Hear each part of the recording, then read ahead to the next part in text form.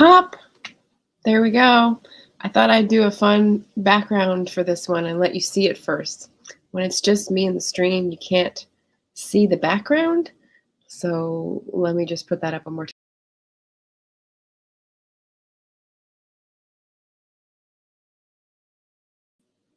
Isn't that pretty? It's kind of what Portland looks like right now when the leaves aren't down. I've taken a few wonderful fall walks. I hope others have gotten into the fall spirit as well and enjoyed the Technicolor leaves outside. So yeah, I just thought I'd start with that little nature appreciation. What else are we talking about today? Well, as advertised, this is my November TBR / pile of possibilities / ramble. I'm just gonna be rambling. You knew that, right? You knew that.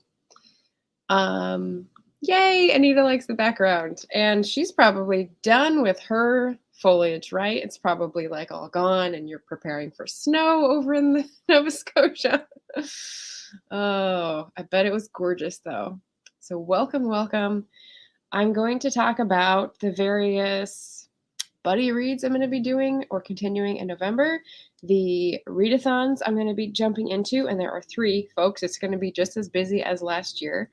Give you a little down low on coming events, which I'm very excited about. And just as a clue, here's a teaser for what one of those involves. It's very exciting. I'll tell you in a second. And then yeah, jump on in. So, oh, okay. So it's still hanging on. Well, I hope you get some time to break away from the screen during the sunlight hours and, you know, enjoy the beauty outside. JD's here. Hey, JD. Gonna have to replay and take a screenshot. Or you could just go into Canva and look up fall background and it's under elements. So, hey, it's not my picture. I'm going to tell everyone all my secrets. Yeah. So, the first thing I wanted to ask, are you all taking care of yourselves? I know it's November. I know it's NaNoWriMo. I know it's a hectic month as evidenced by my 3 readathons. So, did you have breakfast? Have you moved around? Are you taking care of yourselves? I have already had 2 pieces of toast and a bowl of granola, so I am good. I also slept in, which is nice. So I hope you guys are all taking care of yourselves. Let me know what you had for breakfast. I'm curious. I subsist on the same thing most days, so you can help me diversify my breakfast repertoire. Who knows? And I have a banner for this question. How many nanoers do we have in the audience, please? Raise those hands. I'm very curious. So I did my first NaNoWriMo. For those who don't know, National Novel Writing Month. You write 50,000 words, which is considered novel length in 1 month, and win a prize, which is a bunch of discounts, and work with a bunch of people in the writing community online for fun. I've done this since 2012, and that's 9 years, and I've run 8 times, won 8 times, like beat my goal and achieved it. And this year, which would have been my 10th, and a really grand round number, I am sitting it out. So it is what it is. I'm just not feeling it. So if anyone else feels that, let me know. I feel like I'm in a very, very small minority, but this is fine. That's okay. JD says that also works, but I was referring to that gliding book. Oh, I'll hold it up later. You'll definitely be able to see. JD, check. I had cereal and it's a taste test. Oh, fun. We'll see what crazy cereal you found. And if it's cereal, you have to get through the whole box. That's a hard one. I don't know if I could do that for some of the stuff you try. Chrissy at the return cart. Hello. I have 2 assignments due on the 7th, trying to fill a notebook for NaNoWriMo. Oh, okay. Sorry. Let me cut to busybody over here. There you go. There's a kitty sighting. It is now cat tube. Okay. I was afraid he was going to knock something over there. He's fine. Trying to fill a notebook instead of the 50,000 words. I like that. I like goals on your own terms. We love that. Anita, who's 3 hours ahead, had lunch. Excellent. Good to hear. JD's a soft nanoer. What were we talking about before that was a soft We were going to think up wrong answers only for that. A soft DNF. That's what it was. We've gone from soft DNF in Joe's stream to a soft nanoer here. Lovely. You guys are good making me laugh. Anita is yes, working on her fairy tale book. Excellent. Chrissy is doing modified nano. Very cool. Trying to fill a notebook. We love it.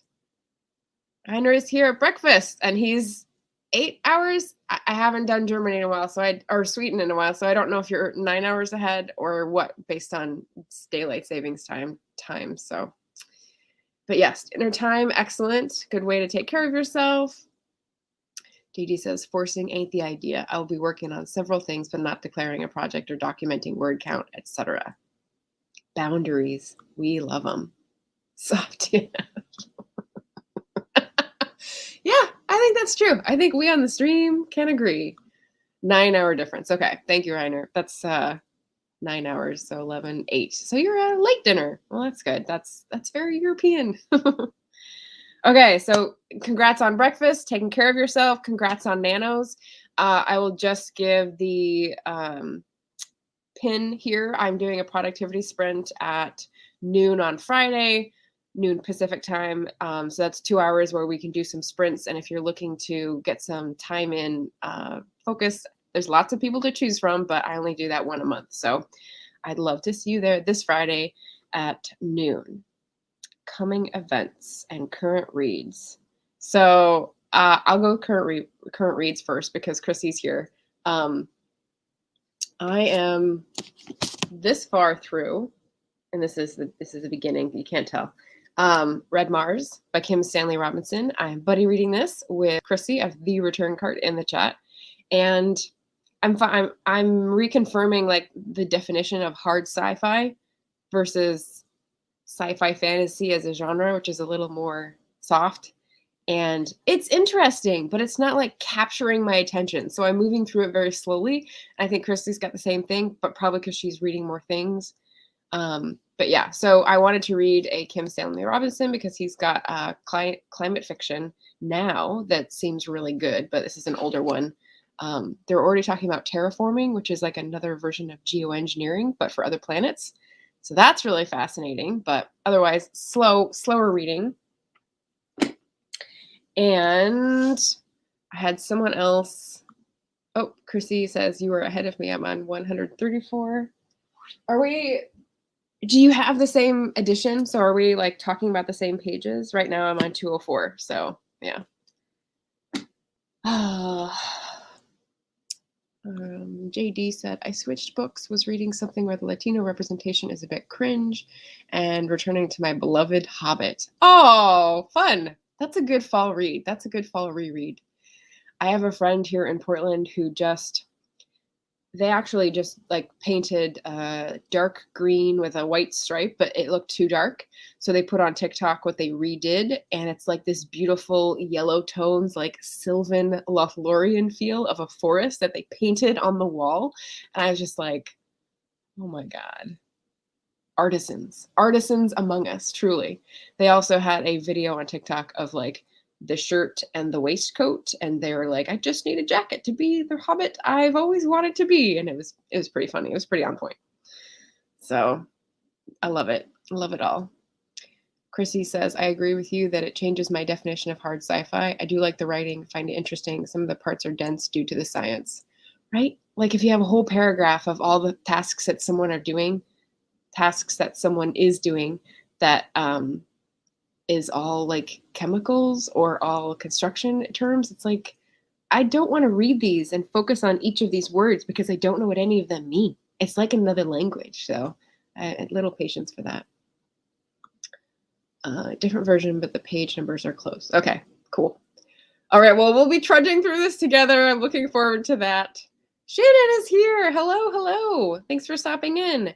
Shannon has a live with Barrett this Friday, which is very exciting. I'm eager to tune into that one. That'll be fun. Love it. The Hobbit, the Forest. If I can take a link, a URL on TikTok and send it to you, I will, because it's so pretty. And second breakfast. there's, I've talked about quotes that live rent free in your head before. What about second breakfast is one of them. But another one is, why does everyone think I can't go on a long walk is another one. And I don't know.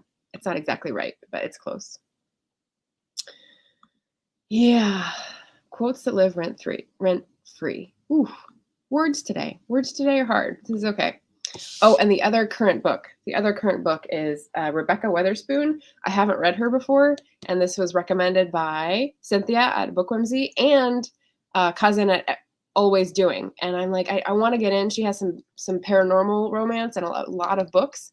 So I found this one at the library, and they said it was a good place to start. And so far, it's pretty vanilla. I'm like almost halfway, and I'm still like, it's good, but it's like it's 3-star-ish at the moment. So we'll see. Those are current reads.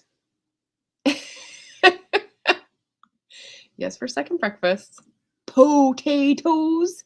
Right? Is that a good Sean Astin impression? That's my impression. I can't do a Gollum. Impression. It hurts too much. Yay, Shannon's doing nano. Yep. Good to hear. Washboard cowboy abs for the Vamela. Vamela. Anyway, okay, so yeah, that's the current reads. Feel free to drop in your current reads if you have time to read during Nano. I appreciate you might not because you're devoting time to writing, but if you want to drop in your current reads in the chat, I'd love to hear. And I'm going to put some links in for coming attractions on my channel because I'm super excited. This Friday, as I said, for anyone doing Nano, you might want to tune in for the productivity sprint. And then Sunday is when I'm going to be doing my wrap up for October. And it's mostly, let's see, the only organizing principle was really Victober, but there were a lot of grab off the shelf research related / just had to read it at the moment. So it's a little chaotic good though. We're always on the side of good. So tune in for the wrap up on Sunday. And then here's where the teaser of the book comes in. Next Sunday, so in a week and a half, I have a historical fiction panel. I always try to do an author panel every month. And this one, I am so excited. I, as Bree said, shot my shot, although it doesn't have quite the ring to it when you put it in the proper past tense, but no matter. I have this author coming on, Susanna Kearsley. She's a Canadian historical fiction supernatural superstar, and I've met her, and she's delightful. And also this author, Vanessa Riley, who wrote The Island Queen that I'm finishing right now. It's actually super long on audio, but this is good. It's narrated by the aunt in Bridgerton, which is delightful. So these are like idols of my historical fiction experience. Actually, Vanessa Riley was the one who Rosie recommended a different Regency romance, and I didn't get along with it as well, but this one is a different style and more my jam. So I'm very excited for that to happen on Sunday. So Sunday the 14th, if you guys have time, we'll be talking with them at 11 Pacific, 2 Eastern. So there we go. It's all in the chat. And after I conclude, I will put this in the description box. I knew that somehow. Maybe next time you're on my channel, you can grace us with your impression. That would be awesome. I think Shannon's got her current read here. Warrior Maid Chains of Honor by Lindsay Broker. I do not know any of those pieces, the title, the series, or the author. Very exciting. Very cool. It's a little fantasy. Good deal. All right, so that is the coming attractions, current reads, and now we're into the actual TBR/POP. Question before we do that, though. I'm going to use that as a chapter division. And what I notice is when I put chapters in, vidIQ tells me chapters have not been added, even though they're all highlighted and divided up in the video. If anyone knows why that is, Barrett, if you're listening to this, and can tell me, I'd be grateful, because I'm trying to do all the things that they want me to do and they're just not counting it. It's like this should count for credit, but it doesn't. All right. So the first one I was going to tackle, I've already wondered about, which is the Nonfiction November. I've swapped out one of the books. So let's see. They all do multiple prompts, actually. So you'll see that I have What Would Jane Say? This is Jane Addams and Daniel Burnham in Chicago, and in urban planning. Not a bête noire. What would you call them? Nemesis. Yeah, they were each other's nemesis for urban planning in Chicago around the turn of the 20th century. So this could be style, because they had different ideas about what the city should look like. This should be treatment, because the style affected how you treated different parts of the population. And also industry, because it's about architecture and construction and all that. So 3 of the 4. What would Jane say? Very excited for that one. I've got Out to Work, this is a library book. This is the history of wage-earning women in the United States. So obviously qualifying for industry, and also treatment, because it's how women were treated when they started entering the workforce. And I don't know, style or collection. I think this is 2 prompts. That's good enough for us. And then we've got this mofo, the letterpress printing book, also from the library. And I claimed this one for style, because you get to see the fonts and all like the typography craft behind it, as well as how to work it. So style, industry, it's his own industry. Treatment, that'd be a stretch, and collection, that'd be a stretch. So 2 prompts for this one. And then the one that I swapped out was I finished Labor and Capital in the Gilded Age. So I finished before November started, so I can't really count that for November. But I'm substituting this, which I've started, Life of an Anarchist. This is some of the writings of Alexander Berkman. And it's definitely a collection. It starts out with his prison memoirs. He tried to shoot Henry Clay Frick after the Homestead riot in Pennsylvania in 1892. So that's right in my time period. So I was trying to get some more background research and also maybe learn a little bit about anarchism in America. But I'm not liking it so far, but it's okay. After the prison memoir, it's like Bolshevik myth, and it goes on to different periods, and he's in Russia and all this kind of stuff. So I don't know. It's definitely a collection of his writings. It's definitely a treatment of an economic system, because he is trying to put down capitalism and raise up anarchism. It's not very much of a style, unless you consider the writing style, which I don't like, or collection, style, industry. And I think actually anarchism came about because of the industrial revolution. I think it was the beginning of the 19th century. You can correct me if I'm wrong on this. I could totally be off the course.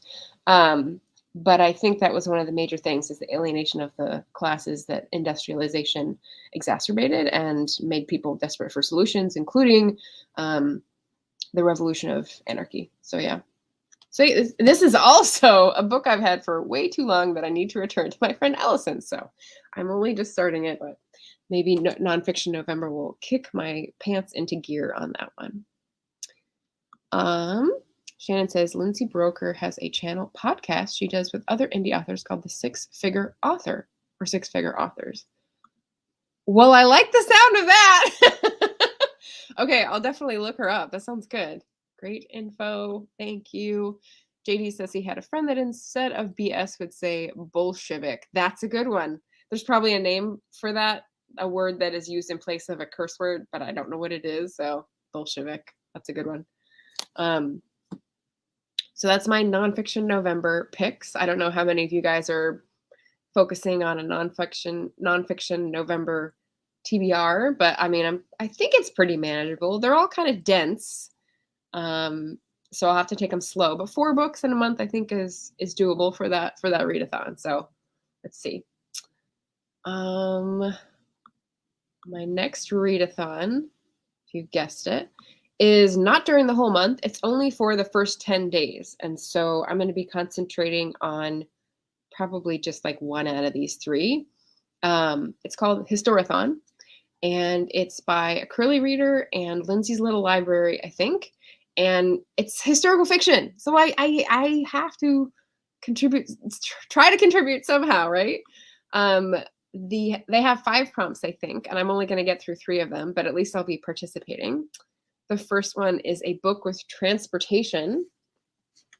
And for that one, I've got a great one by fellow historical fiction writer Adam Schaefer. It's called Never Walk Back.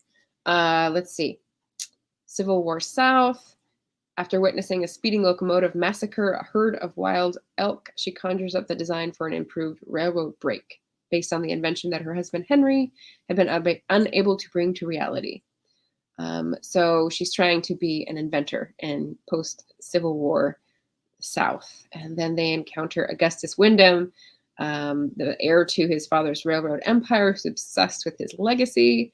And he wants to steal Henry's creation instead of paying for it. So it's like a battle over intellectual property, but interesting. So right era and very cool. I've talked with this guy on Twitter. He sounds really cool. So this is a possibility because it has to do with transportation at the railroad, but also because another of the prompts is a 3-word title, Never Walk Back. So this might be a good one. The next prompt that I was looking at for Historathon was The Last to Read. And this is actually the name of a book club I just noticed, like the Last to Read book club. And we're going to go with another double dipper here. I'm buddy reading this with Sandy later this month. So I don't know if I should read it for Historathon or after. We'll see what I feel like. This is going to be a mood reading choice. But I think everyone on the internet has read Hamnet and loved it by Maggie O'Farrell. And Sandy and I are going to try to conquer this as the last people to read it this month. So maybe it'll fit into Historathon or maybe it'll be later in the month. I hadn't thought that through when I tried to arrange the dates with her. So Sandy, if you see this, let me know what you think, if before or after would be better for you. And then the last one. Oh, wait, Sandy's here. I don't know what except me is referring to. Oh, us. Well, I haven't read it. Yeah. Okay, never mind. I get it now. Okay, and then there's 2 more prompts for Historathon. Last to read, book to movie adaptations. I don't have anything for that. I don't have any historical fiction that is a book to movie adaptation. I looked and looked and I couldn't find any. And then middle grade is the final prompt, and I don't have any middle grade historical that I want to prioritize now. So 3 out of 5. I think I'm doing good with 3 out of 5 and like 2 books. And Sandy says either works. So maybe we'll try it before the 10th because the 1st through the 10th is the time period. So yeah, maybe we'll just jump in. It feels so sad. So I'm kind of like, I gotta just start, and then the writing will bowl me over, I'm sure. So we'll be wrapped up in it. So yeah. And then the final Historathon that I might do is this one, Haymarket by Martin Duberman. I started it and got like a good quarter of the way. And this is about Haymarket in 1886. And I keep getting it confused with Homestead, which is in 1892. They're both riots and had to do with labor unrest and all this. But it's a really good fictionalization of who was talking to whom in Chicago in the 1880s about what issues and how immigrants were trying to claim rights and how, people were trying to get a decent life and everything was just grinding them down. And so I put it down and it was you guessed it, soft DNF, but I need to get back to it because this is Allison's book too. And I've had it for the same amount of long time and I need to get her books back to her because now I'm just starting to feel bad. So this is another one for Historathon that I might tackle. Okay, we're loading up the books here. We're getting a little crazy. I've got a lot of historical fiction books to read in my house, as you might imagine. So I think the key is going to be focusing and not getting distracted. So Sandy, keep me honest, and we'll get through this together. I think it'll be good for both of us. So that is Historathon. And let's see, I guess I'll pop in the other buddy read that I have in November. This is the monster book that I'm going to be reading with, sticky note, I need that I'm going to be reading with Bria. And I just remembered that I was going to put my buddy readers channels up here. So let me do that. So Bria has just reached 1,000 subscribers, which is awesome. And I subscribed back when she was Biblio Bria. So I don't know how you would find her channel with just that name because there are so many other things. So I had to go find the link. So if you want to check out Bria's channel, she's awesome. We're going to be reading Segu by Maryse Conde. This is going to be my first Maryse Conde. And we have both realized that like this may go into December, so we're not worried. We're just going to start in November and make our way through it. It should be really amazing. From the east came Islam, from the west the slave trade. The battle for Africa's soul had begun. It's going to be pretty epic is what I'm imagining. So getting set for that one. Let's put Sandy's in here. I did prepare these ahead of time. I just forget to do the copy paste when I'm talking to you guys. And Chrissy. So yeah, so those are all my comrades in arms. And feel free to check them out. Subscribe to Chrissy and Sandy and Bria. So yeah. All right, so that's Historathon. Let's move on to the last and final, but definitely not least, readathon, which is Indigathon. I was talking about focus. We're definitely having trouble focusing, which is why I'm sitting out Nano. But I was looking for a book that would work for both nonfiction November and native reads November or Indigathon. And I was reminded that this was nonfiction. And then I thought, oh, this is a perfect month for this. This satisfies both. A Mind Spread Out on the Ground by Alicia Elliott. And look at that gorgeous cover. So this is a neurodivergent native author talking about, it's a collection of linked essays. Let's see. The Mohawk phrase for depression can be roughly translated to a mind spread out on the ground. In this urgent and visceral work, Alicia Elliott explores how apt a description that is for the ongoing effects of personal, intergenerational, and colonial traumas she and so many Native people have experienced. Yes. And just to be extra intersectional with stuff I was researching, for the Vanessa Riley and Susanna Kearsley panel I'm hosting, I was looking up stuff on home because like last year, I want November to be a time when I'm reflecting on the idea of home and what it means for different people. And I came across in this book, which I'll talk about in my October wrap-up, I came across the idea of, this is a new term someone has coined in the last 5-10 years, solastalgia. So nostalgia is a yearning for a place that you no longer live in or that doesn't exist anymore. And solastalgia is a yearning for a way that a place was that has changed as you stay there.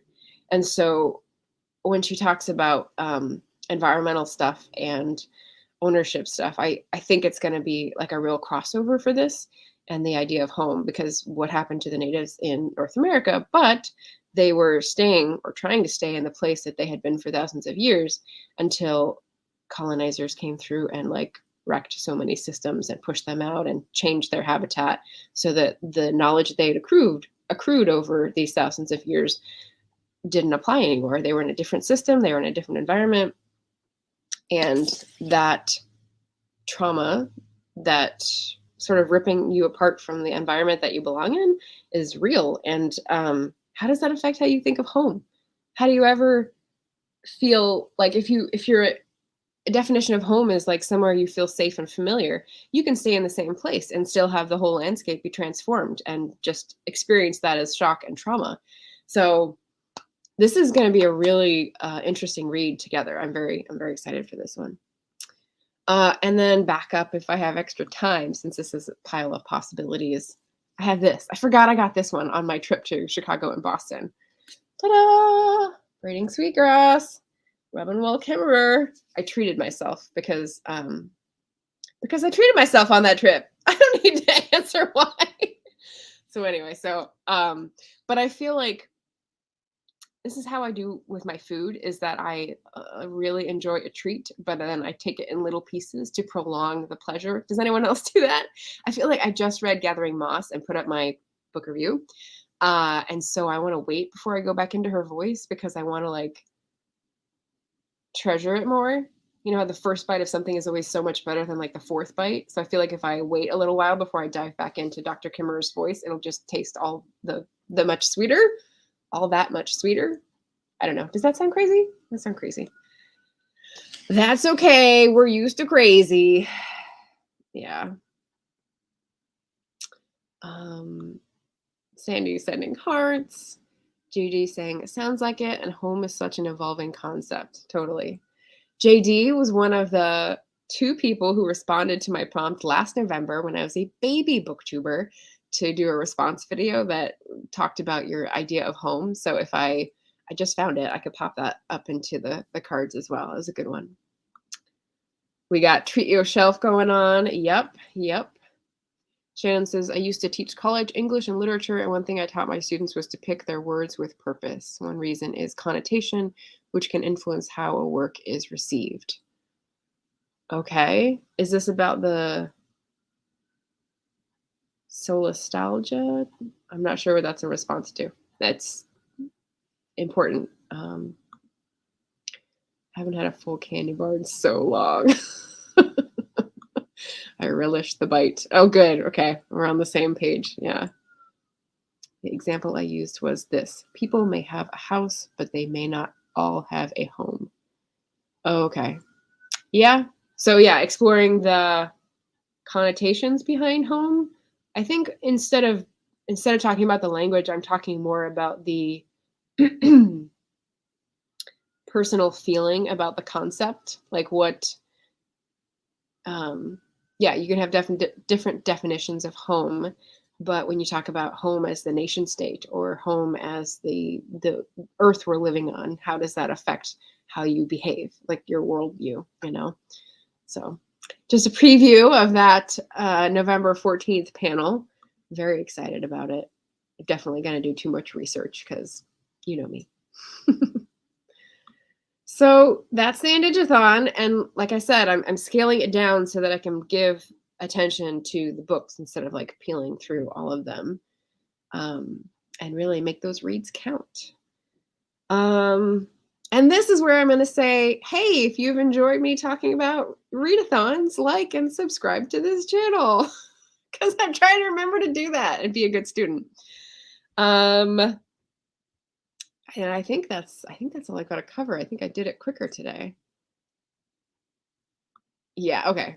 Yeah. So Shannon was looking at the individual level and like language definition, which is also important because linguistics can affect psychology too. Like, don't get me started down that road.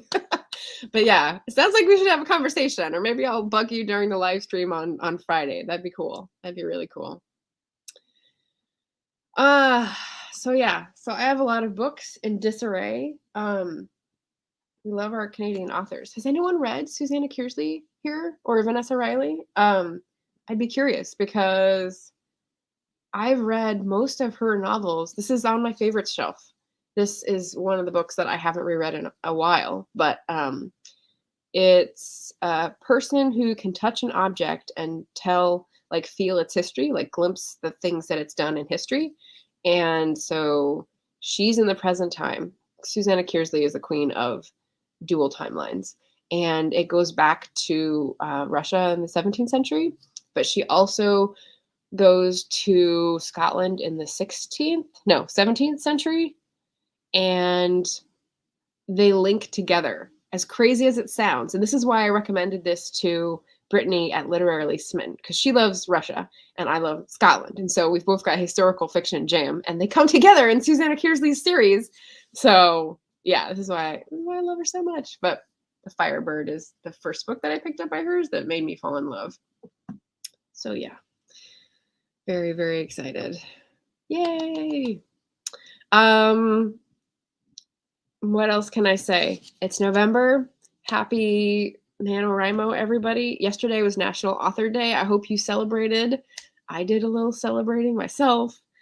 And yeah, I've got some fun tags in that panel and another live. And I've got lots of stuff going on this month, which is why, as I said, even though it would be cool to do Nano for a 10th year, I'm like stepping back and trying to put boundaries around what I commit myself to. Fancy that as a concept, right?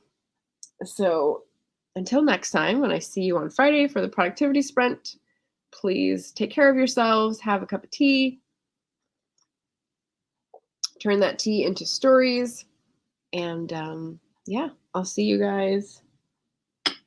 See you guys when I see you next. Best of luck, safe travels, and have fun with Nano.